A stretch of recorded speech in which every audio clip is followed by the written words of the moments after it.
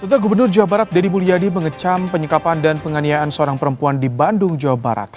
Deddy membuat sayembara bagi warga yang menemukan pelaku akan diberi imbalan 250 juta rupiah.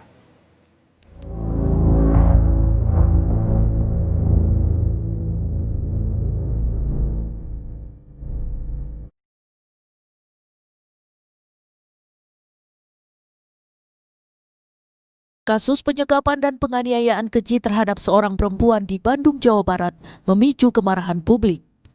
Bagaimana tidak?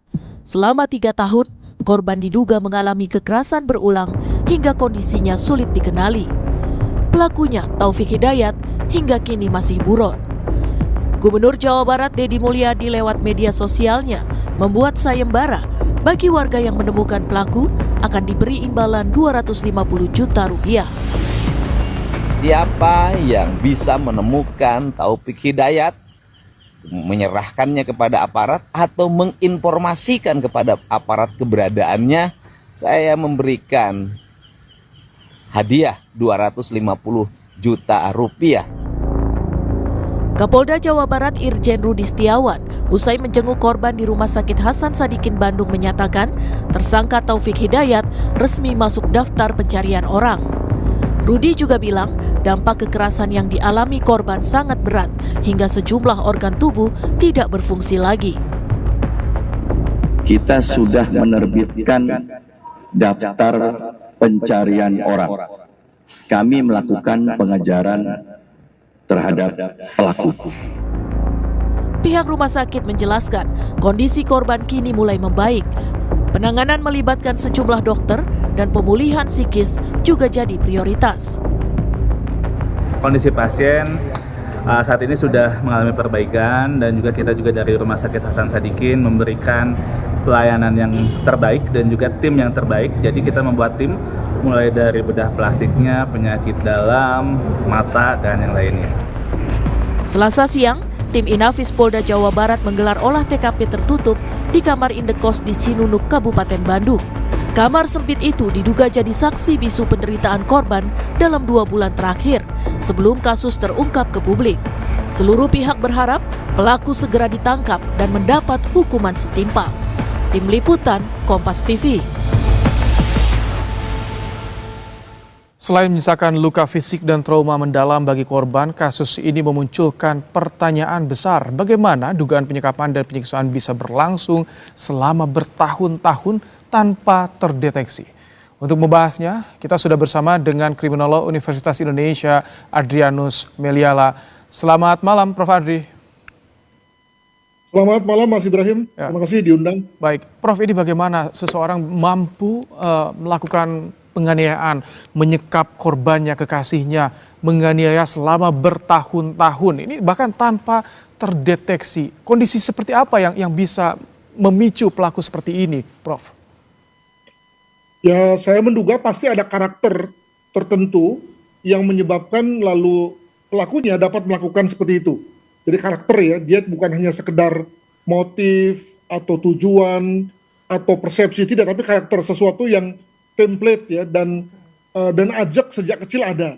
Nah, karakter itu pula yang kemudian ketika karakternya kita sebut sebagai buruk, maka lalu kita mencurigai jangan-jangan ini karakter ini memang karakter yang kita sebut sebagai sosiopatik atau psikopatik gitu ya, atau karakter yang lain yang kemudian lalu melahirkan perilaku menyimpang. Ya, tentu lalu dalam rangka memastikannya kita mesti tahu dulu atau kita bisa mewawancarainya setelah yang bersangkutan tertangkap. Namun yang jelas bahwa kayaknya ada karakter yang memang khusus dan ekstrim dari yang bersangkutan sehingga mampu melahirkan satu total kontrol ya kepada orang lain, dan di pihak lain juga ada situasi semacam total devotion, penyerahan total dari korban kepada sang pelaku.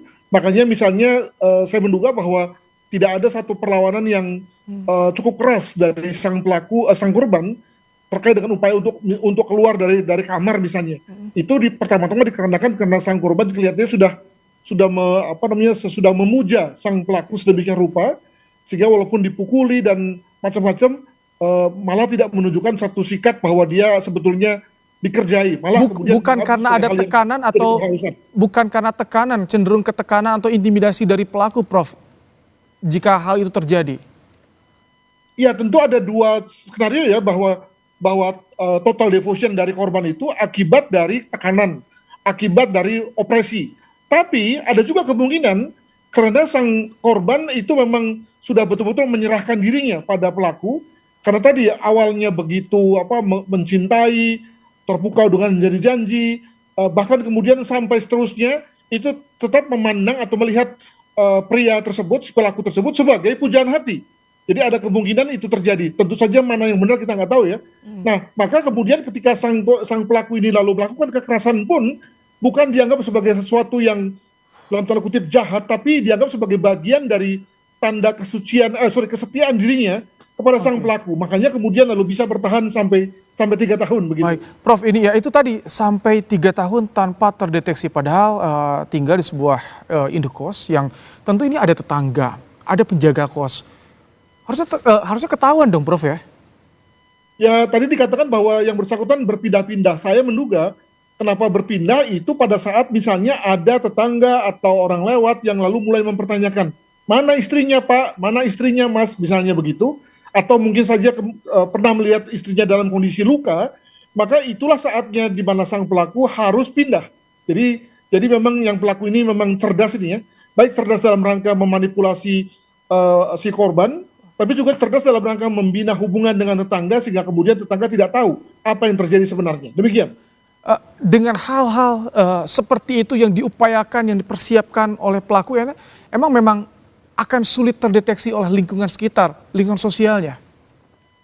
Ya kalau kita lihat gambar ini aja kan terlihat bahwa sebetulnya tidak berada di pemukiman yang padat ya, di depan kosong, lalu mungkin hanya ada 1-2 di kiri kanan, lalu di atas mungkin juga di antara mereka itu adalah pekerja-pekerja yang sibuk ya, alhasil kemudian tidak ada orang yang bisa diharapkan dari sisi pertolongan. Tapi lebih daripada itu kelihatannya memang si korban memang sudah korban yang submisif ya, sudah menerima apa adanya, sudah pasrah terhadap apa yang terjadi dengan dirinya. Nah, maka ketika kemudian kondisinya sudah amat parah, barulah kemudian si pelaku sendiri yang berinisiatif untuk membawa ke rumah sakit. Jadi bukan karena sang korban minta atau mengerang atau apa gitu ya sehingga kemudian dibawa ke rumah sakit, tapi lebih kepada inisiatif sang pelaku sendiri. Begitu. Prof, tadi Anda menyinggung soal bagaimana perilaku di lingkungan sosial terdekat yang ada yang sibuk. Nah, kalau misalkan di lingkungan sendirinya yang berdekatan tahu, tapi kadang ada kita beririsan dengan yang namanya ranah privasi. Konsekuensi hukum apa yang bisa timbul dari hal itu, Prof? Sebetulnya kalau kita bicara mengenai undang-undang perkawinan, maka undang-undang perkawinan kita tidak melarang kalau kemudian ada orang lain masuk saat terjadi tindak pidana antar suami dan istri. Jadi misalnya sebagai contoh ketika terjadi, ini kita ambil contoh lainnya, hubungan seksual yang dipaksakan antara suami dan istri, maka orang luar bisa masuk. Dengan kata lain, kekerasan domestik bukan sesuatu yang murni sepenuhnya merupakan hubungan antara suami istri, tapi orang lain bisa masuk. Nah, masalahnya orang lain nggak sadar sih sebetulnya, nggak sadar, nggak ngeh bahasa sehari-harinya atas apa yang terjadi. Baik, Prof, tahan dulu. Ini kami baru mendapatkan informasi bahwa Gubernur Jawa Barat Deddy Mulyadi menyatakan tersangka kasus penyekapan dan penganiayaan terhadap kekasihnya di Bandung, Jawa Barat telah ditangkap polisi. Pernyataannya disampaikan oleh Deddy Mulyadi melalui unggahan di akun media sosialnya. Menurut Deddy Mulyadi, Taufik ditangkap di wilayah Majalengka. Namun kronologi penangkapan baru akan disampaikan dalam konferensi pers Polda Jawa Barat. Sebelumnya memang Polda Jawa Barat juga sudah membentuk tim khusus untuk memburu Taufik. Kita simak bersama. Kami mengucapkan terima kasih dan penghargaan yang setinggi-tingginya kepada Bapak Kapolda Jabar dan seluruh jajaran yang sudah dengan cepat menangkap pelaku biadab Taufik Hidayat di Majalengka. Ya, tentu ini kita juga masih menunggu konfirmasi dari polisi terkait ditangkapnya terduga pelaku. Namun melihat dari keseriusan yang ditunjukkan oleh polisi membentuk tim khusus untuk memburu pelaku ini betul-betul menjadi sebuah atensi kasus yang menggemparkan ya, Prof? Betul, saya menduga bahwa polisi melakukan 3 hal sekaligus. Pertama, melihat jejak digital. Kedua, mungkin melihat pada pada apa yang orang lain terakhir saksikan tentang dirinya. Dan yang ketiga juga tadi melihat dari pertinggal yang terdapat di TKP tentang mungkin misalnya di situ ada alamat dari saudara atau yang lain yang lalu kemudian bisa menjadi semacam clue bagi kepolisian untuk melakukan pelacakan begitu. Oke. Terima kasih Prof. Adrianus Meliala, Kriminolog Universitas Indonesia telah menyampaikan pandangannya di program Kompas Malam hari ini, Prof.